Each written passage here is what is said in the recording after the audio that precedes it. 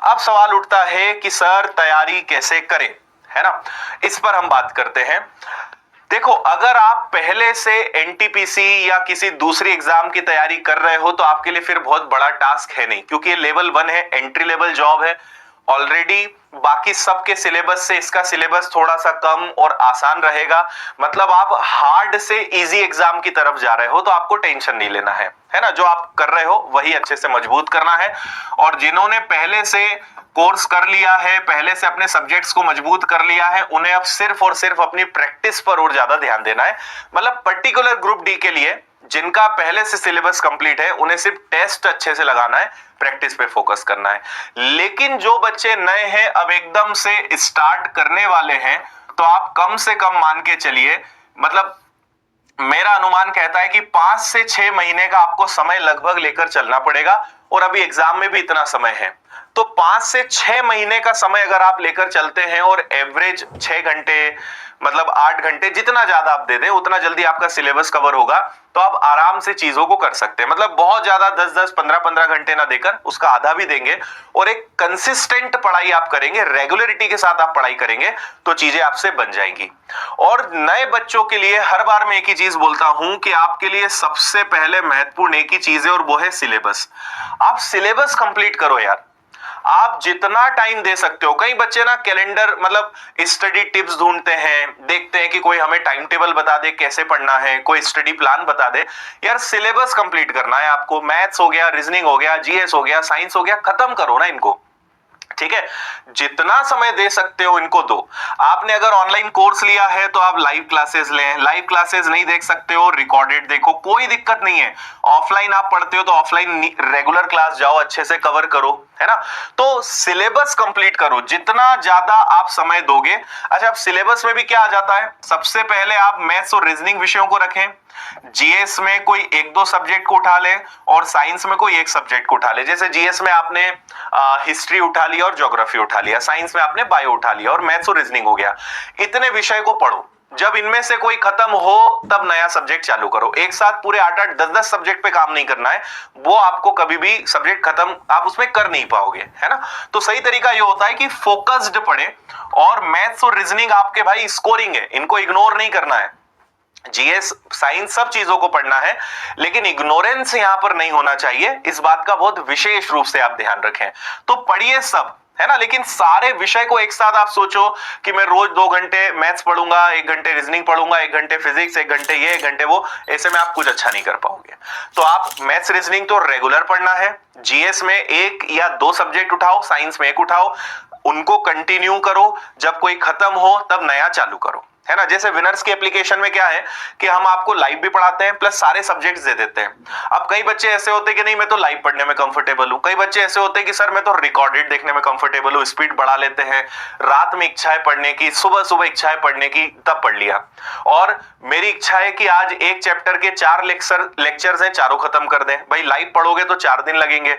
कोई बच्चा ऐसा होता है कि ठीक है मुझे जल्दी नहीं, मुझे आराम से पढ़ना है। कोई ऐसे होते हैं कि मुझे तो चैप्टर आज ही खत्म करना है। तो ये एक बहुत बड़ा फायदा मिल जाता है ऑनलाइन कोर्स में। तो हम क्या करते हैं, रिकॉर्डेड भी आपको दे दिया, लाइव भी दे दिया, जिसको जैसे पढ़ना हो वैसा पढ़े। लेकिन आपका फोकस सिर्फ इस बात पे होना चाहिए कि आपका सिलेबस जल्दी से जल्दी कंप्लीट हो और अच्छे से कंप्लीट हो। सिलेबस के साथ साथ आप नोट्स अच्छे से बनाते रहें। और एक गलती जो सब लोग करते हैं वो ये कि पढ़ते जाते हैं लेकिन रिवीजन नहीं करते। जो पढ़ते जा रहे हो उसका कम से कम हफ्ते में 1 बार रिवीजन किसी भी कीमत पे करना है, नहीं तो आगे पाठ पीछे सपाट, 6 दूनी 8 वाली स्थिति बनती है। पढ़ तो सब रहे हैं, समझ में सब आ रहा है, बन सब रहा है, लेकिन जैसे जैसे आगे बढ़े पुराना भूलते जाओगे। तो ये हो ही ना, इसके लिए हफ्ते में कम से कम 1 दिन रिवीजन करो। पुराना जो भी पढ़ा है उसको आप रिवाइज करो। ये एक बहुत बड़ी गलती लोग करते हैं, इग्नोर करते हैं इसको, और इस चक्कर में बहुत अच्छे से पढ़ाई करके भी वो अच्छे नंबर नहीं ला पाते, क्योंकि उन्हें पुराना याद ही नहीं है और उन्होंने उसको याद रखने के लिए कुछ करा नहीं।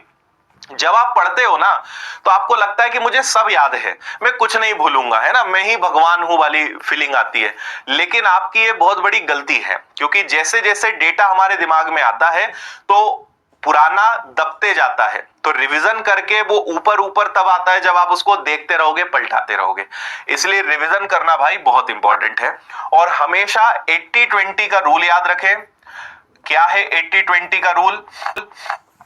जब आप अभी शुरुआत कर रहे हो तो अपना 80% समय सिलेबस पर और रिवीजन पे दें, और मात्र 20% समय आपको प्रैक्टिस पे देना है। एमसीक्यू सॉल्व करना, प्रीवियस ईयर्स के क्वेश्चन सॉल्व करना, पीवाईक्यू सॉल्व करना, है ना।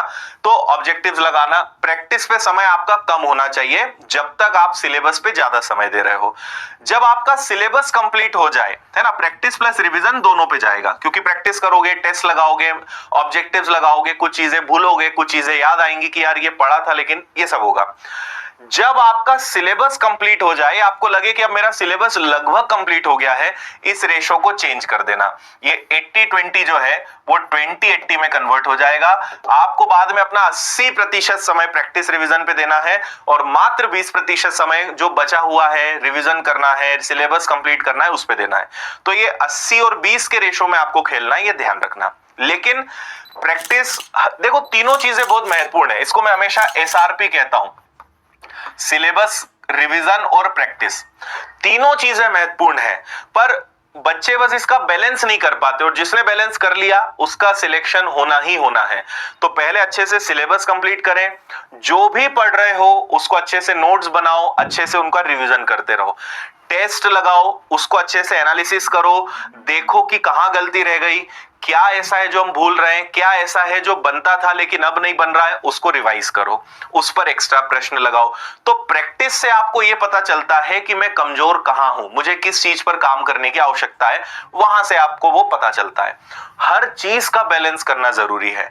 नहीं तो कई बच्चे हैं कि मेहनत बहुत करी, लेकिन किसी भी एक चीज को अगर इग्नोर करा, उसने सोचा प्रैक्टिस करने से क्या होगा, मैं तो पढ़ते रहूंगा, उसमें मेरे मार्क्स बढ़ेंगे, या रिवीजन से क्या है, मुझे तो सब याद होता है, मैं कभी नहीं भूलता हूं। ये कोई भी एक चीज को आपने अंडर एस्टिमेट किया, किसी भी एक चीज को हल्के में लिया, आपकी फेलियर के चांसेस बढ़ जाते हैं। इसलिए आपको मैं सलाह दूंगा कि किसी भी चीज को हल्के में नहीं लेना, हर चीज को अच्छे से बैलेंस करो।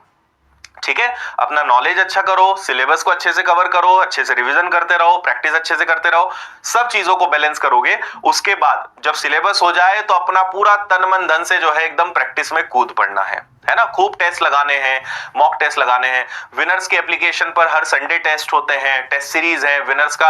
अभी हमने कोर्स भी बहुत कम फीस कर दी है, मैं आपको उसकी जानकारी दूंगा। तो बहुत सारी ई बुक्स हैं, हर सब्जेक्ट्स के प्रॉपर सेट्स हैं, बुक्स हैं, वो सब चीजें आपको मिल जाएंगी।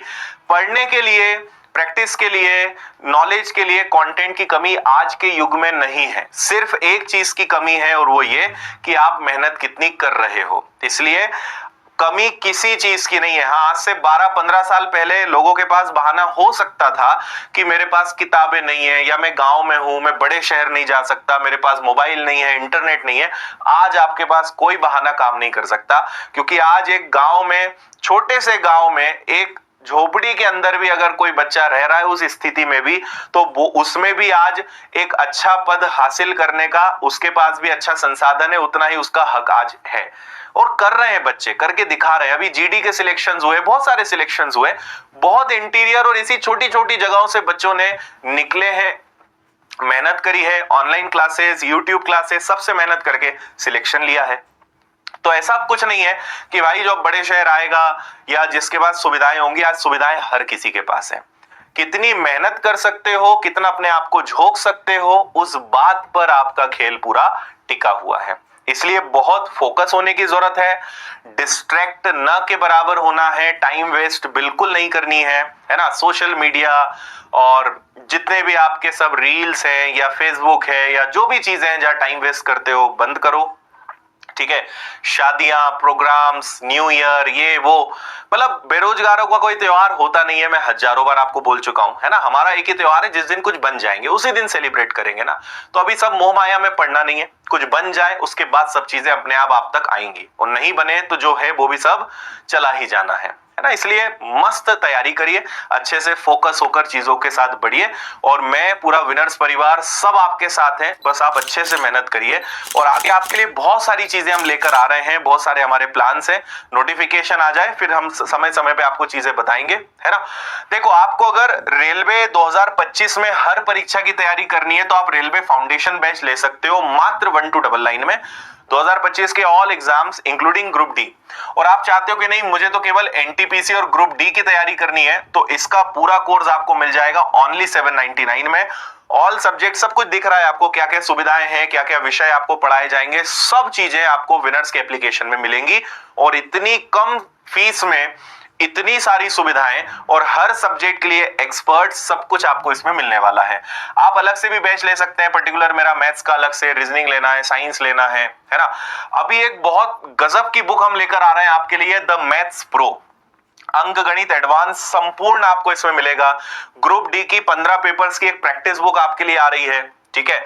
आप पर्टिकुलर चाहें तो ऑल सब्जेक्ट की बुक जैसे मैथ्स हो गया, रीजनिंग हो गया, स्टैटिक जीके, फॉर्मूला बुक, सामान्य विज्ञान, सामान्य अध्ययन, एनटीपीसी की अगर प्रैक्टिस बुक ये चाहिए तो आप ये पूरा सेट ले सकते हो।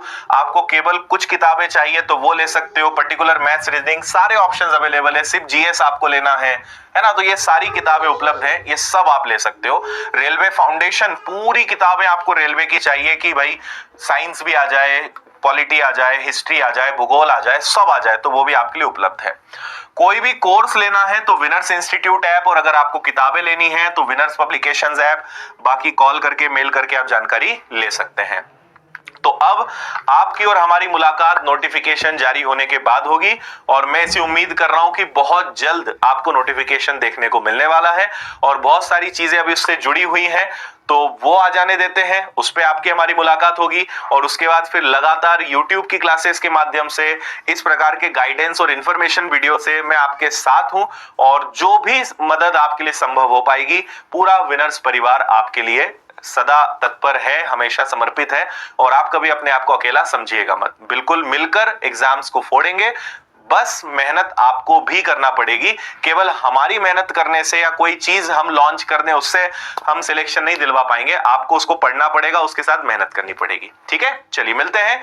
थैंक यू भाई सभी को, ऑल द बेस्ट, जय हिंद, खुश रहिए, मस्त रहिए, मुस्कुराते रहिए, धन्यवाद।